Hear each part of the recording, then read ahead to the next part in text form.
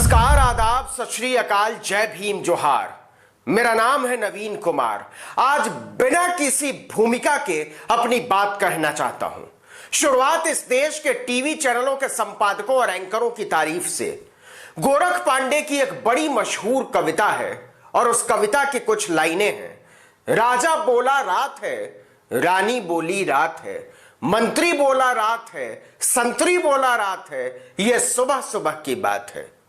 अभी अभी जो ताली और थाली पीटने के दृश्य आपने देखे हैं, उस पर टेलीविजन न्यूज चैनलों के बड़े बड़े संपादकों को, बड़े बड़े एंकरों को शर्म आनी चाहिए। चुल्लू भर पानी में उन्हें डूब मरना चाहिए, क्योंकि यह इस देश के बेरोजगारों की तड़प है, उनकी बेचारगी है, जो बादशाह के बेलगाम, बेलिहाज और बेमुरव्वत हो जाने की मुनादी है।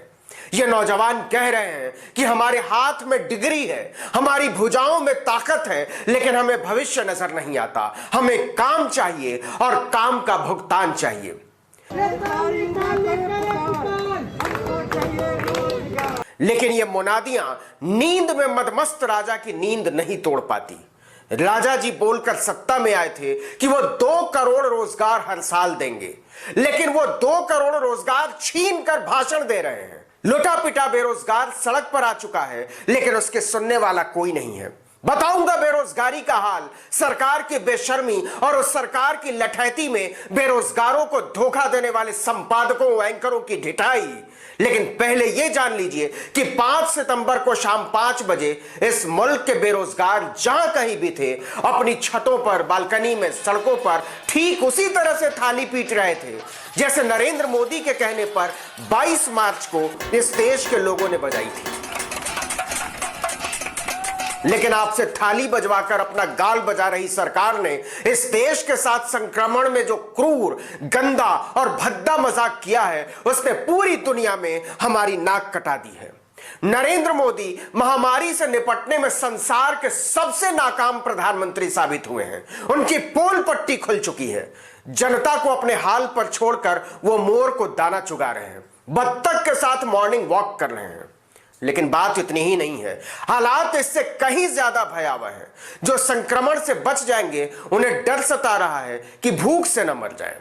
इस देश के नौजवानों को नरेंद्र मोदी ने बेरोजगारों के विशालतम कारखाने में तब्दील कर दिया है, जहां वो अपनी डिग्रियां गले में लटकाए हुए थाली पीट रहा है। जागो राजा जागो, जिम्मेदारी से मत भागो।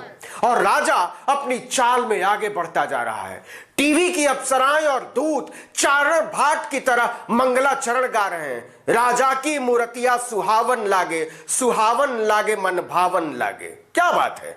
और 2 करोड़ बेरोजगार थाली पीटकर चिल्ला रहे हैं, सुंदरियों और दूतों, ये झूठ है, ये झूठ है, ये झूठ है।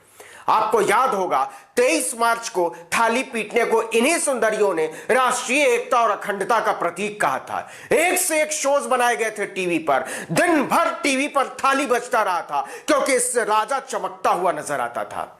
लेकिन बेरोजगारों को थाली पीटते दिखाने पर उसकी झूठी चमक का नकाब उतर जाएगा। शो छोड़िए कि आपने बेरोजगारों के थाली पीटने पर इस एंकर का एक ट्वीट भी देखा। एहसान है कि नशेड़ियों के इस आराध्य ने बेरोजगारी को देश के लिए जरूरी नहीं बताया। क्या आपने इस एंकर को बेरोजगारों के थाली पीटने पर हल्ला बोल करते देखा? क्या आपने इस एंकर को देखा कि छात्रों के सड़क पर उतरने पर कुछ कहा हो? या फिर क्या आपने इस एंकर को बेरोजगारों के सड़क पर उतरने पर कुछ लिखते हुए देखा? इस टॉनिक राष्ट्रवादी का कलेजा भी बेरोजगारों के नाम पर नहीं फटता है। और इस अंतरिक्ष यात्री एंकर का तो खैर समझ में ही नहीं आता होगा बेरोजगारी होती क्या है। और इन्हें तो माफी कर दीजिए, हिंदू मुसलमान से आगे फुर्सत नहीं मिलती होगी। क्यों न माना जाए कि इस देश के चैनल, उन चैनलों के मालिक, उन मालिकों के रखे हुए संपादक, उन संपादकों के एंकर और ये पूरी पलटन एक राजा को बचाने के लिए इस देश के बेरोजगारों के खिलाफ खड़ी हो गई है, उनके अरमानों के खिलाफ खड़ी है, इस देश के नौजवानों के खिलाफ खड़ी है और पूरी ढिठाई, पूरी बेशर्मी से खड़ी है। अपने खिलाफ खड़े इन चेहरों को देख लो नौजवानों, इन चेहरों को देख लो किसानों, इन चेहरों को देख लो कारोबारियों, मजदूरों और मेहनत कशों। क्यों न माना जाए कि जो लोग इस देश के नौजवानों के खिलाफ हैं, इस देश के किसानों के खिलाफ हैं, इस देश के बेरोजगारों के खिलाफ हैं, इस देश के लुटे हुए कारोबारियों और भूख से तड़पते मजदूरों के खिलाफ हैं, वो दरअसल इस देश के खिलाफ हैं। सत्ता में आने से पहले इन्होंने वादा किया था हर साल 2 करोड़ की नौकरी देंगे। 2 करोड़ नौकरी की दूर दूर की बात है साहब। आज 2 करोड़ नौकरियां छीने जा रहा है। इस देश के युवा भीख मांगने के लिए रास्ते सड़कों पे उतर आए। आज प्रधानमंत्री ट्विटर पर इन एंकरों को फॉलो करते हैं और ये एंकर प्रधानमंत्री को फॉलो करते हैं, इसमें कोई हर्ष नहीं है। लेकिन एक दूसरे को फॉलो करने के लिए इन सारे लोगों ने मिलकर इस देश के अरमानों, इस देश के सपनों, इस देश की आकांक्षाओं को अनफॉलो कर दिया है।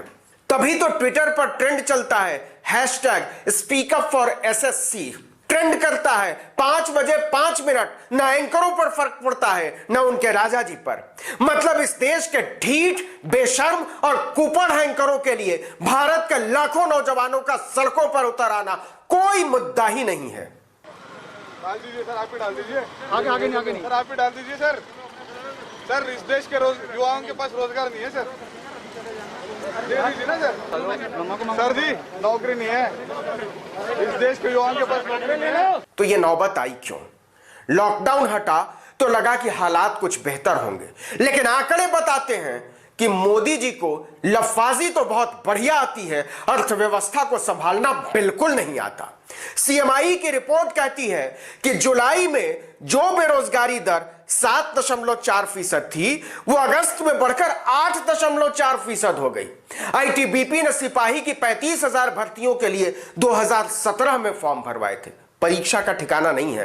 एसएससी की सीजीएल परीक्षा 2018 में होनी थी, आज तक नहीं हुई। एसएससी की सीएचएसएल परीक्षा 2019 में होनी थी, नहीं हुई। एसएससी की एमटीएस परीक्षा 2019 में होनी थी, नहीं हुई। कितने नाम गिनाए? Railway, NTPC, railway group D, Bihar state, Bihar junior engineer, Uttar Pradesh अधीनस्थ चयन शिक्षा आयोग के लाखों पदों पर भर्तियां बरसों से मोदी सरकार टाल रही है। रेलवे के 1,43,000 खाली पदों पर भर्ती तो अपने आप में मोदी सरकार के नौजवानों को नीचा दिखाने का क्लासिक केस है। इन छात्रों का कहना है कि जब सरकार नीट जेईई की परीक्षा करा सकती है तो इन भर्तियों के नतीजे क्यों नहीं घोषित कर सकती? साफ है कि नौजवानों को मोदी सरकार ने इस देश के हाशिए से भी नीचे फेंक दिया है और इस देश के टीवी चैनलों के एंकर इस पर मजे ले रहे हैं, इस देश का मजाक उड़ा रहे हैं, हो करके हंस रहे हैं। नैतिकता के शब्दकोश में इसे देश के साथ बदतमीजी कहते हैं। आप क्या कहते हैं? इस वीडियो में इतना ही, लेकिन अगर आपने अब तक आर्टिकल 19 इंडिया को सब्सक्राइब नहीं किया तो नीचे जाकर फौरन कर दीजिए। बगल में बेल आइकॉन बनेगा, घंटी जैसी आकृति, उसको जरूर दबाइए। लाइक कीजिएगा, कमेंट करके बताइए आपको हमारे शोज कैसे लग रहे हैं और व्हाट्सएप समूह हो, फेसबुक, ट्विटर, इंस्टाग्राम पर हमारे वीडियोस को शेयर करेंगे तो हमें बहुत अच्छा लगेगा। नमस्कार।